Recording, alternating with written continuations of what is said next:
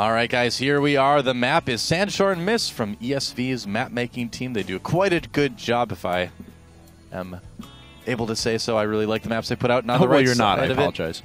Well, I'm going to do it anyway. So okay. You aren't the boss of me. I'm actually kind of are. But anyway, on the right side, in the red from Dignitas, it is BlinG. And on the left side of the map, in the purple, our Terran player winning a couple games here, getting his team back in the match, it is GoOdy. All right. Well, GoOdy's taken 2 games in a row now, so tying things up for his team. He's played pretty effectively. Of course, he comes up against very, very good Protoss player, a guy who actually came out to IPL4 and winner of the War of the Roses as well, dignitas.BlinG. So, yep, that's right. Sponsored by Total Biscuit, I believe. Yes, is that right? You are correct. Yeah. So, Meph has left the game, just in case you're wondering where Meph was, or Mep-H. He's left the game, so don't worry about him anymore. Sanshorn Mist, obviously a 2-player map, a map that we see a lot of 1-1-1s on from Terran players, just because it's pretty easy to kind of deny scouting early on here. Sure. So we could see GoOdy doing something like that. In the meantime, I've seen a lot of Protoss players actually go Nexus first on this one, just because there is that ramp in front of the natural, so it's a little bit easier to defend. I loved Squirtle's approach during IPL4, I have to say. Anytime he got on this map, I actually casted a couple of his games here.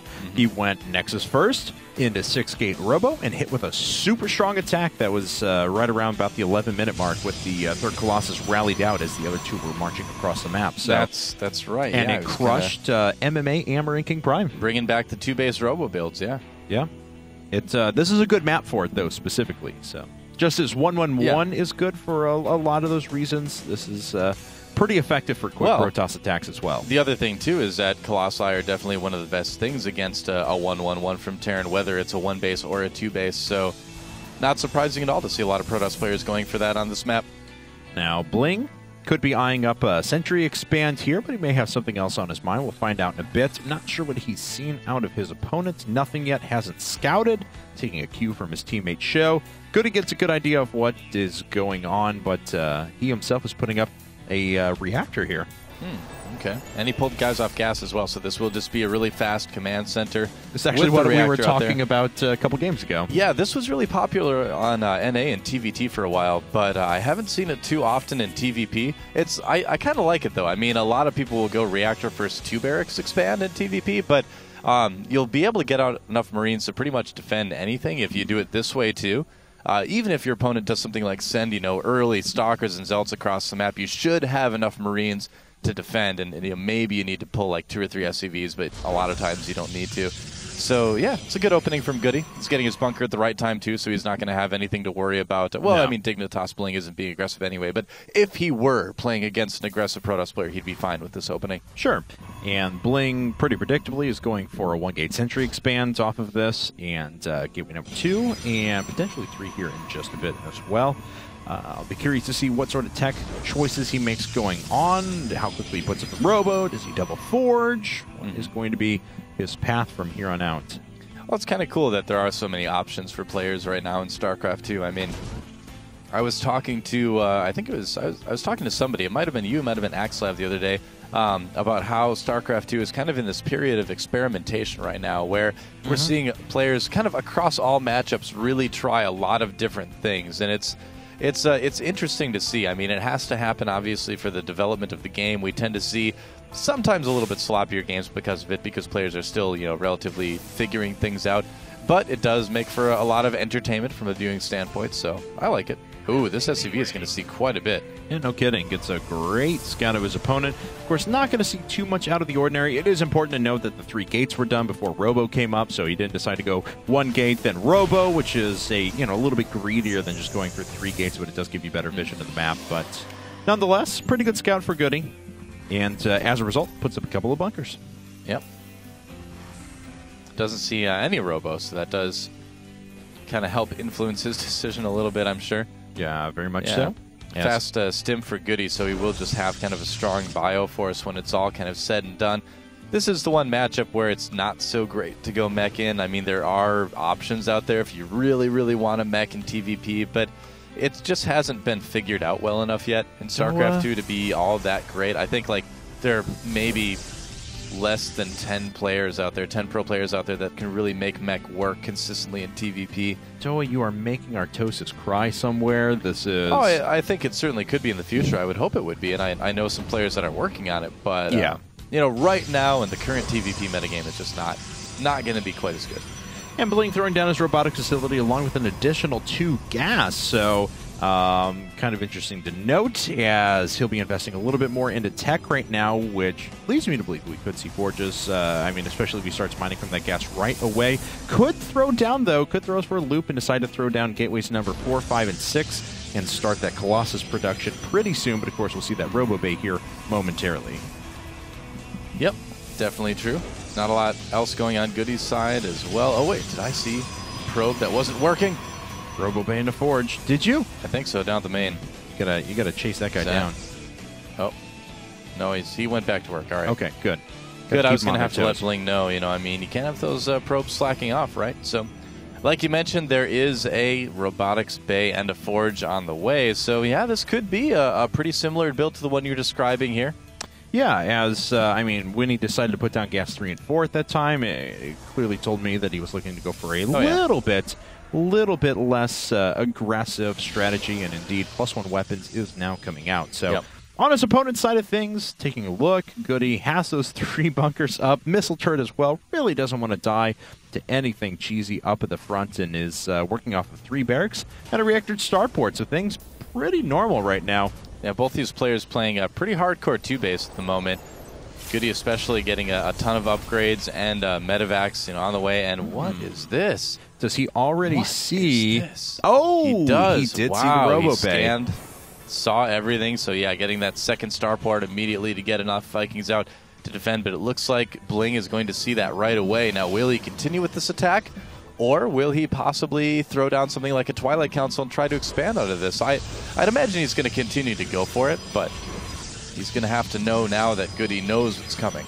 Yeah, and that's a huge resource investment now for GoOdy, as the double starport, is actually going to occupy quite a bit more resources than a lot of units that would pop out of the barracks anyway. So yep, there we go. BlinG saw the second starport and immediately started a Twilight Council right after seeing it, and a second forge. Yeah, so I think we're going to see him switch over to a Templar and be like, wow, well, if you're going to make a second starport that quickly after seeing the robotics bay, I'm not going to build Colossus. So, yeah, these Vikings are going to be, I mean, if GoOdy continues making them after these 4, that's going to be a little bit of a wasted resource for him. Yeah, very much so, especially as there's going to be a very well-upgraded ground force coming out now. And as we can see, let's take a look at how many bio units are on the ground. Just 4 Marauders and 24 Marines, but I'm going to let you in on a secret. Marines die very quickly to charge lots of Archons and Storm. So generally do. It is true, and there is charge on the way now from BlinG. And will he decide to go Templar Archives, or will he just decide to take a third and be passive where GoOdy is thinking he's going to be a bit aggressive? Well, let's see. That is a 6 gate coming out, so nothing to note there. Continued Immortal production, though, for the time being. And GoOdy getting himself ready for a big old attack. He's already got 7 Vikings out with 2 more on the way now. Yeah, no, here's the thing. Here's how this could work out pretty well for GoOdy, is that BlinG is kind of in the middle of deciding to make that transition in tech and upgrades, and that's going to leave him with a little bit smaller army than he would normally have here. So GoOdy will be able to deal with the few Colossi that are out right now very quickly with the Vikings that he has, and if BlinG isn't careful, he may take a little bit of damage here. It looks like he's prepared, but GoOdy has kind of the right idea here with moving out at this time. Yeah, very much so.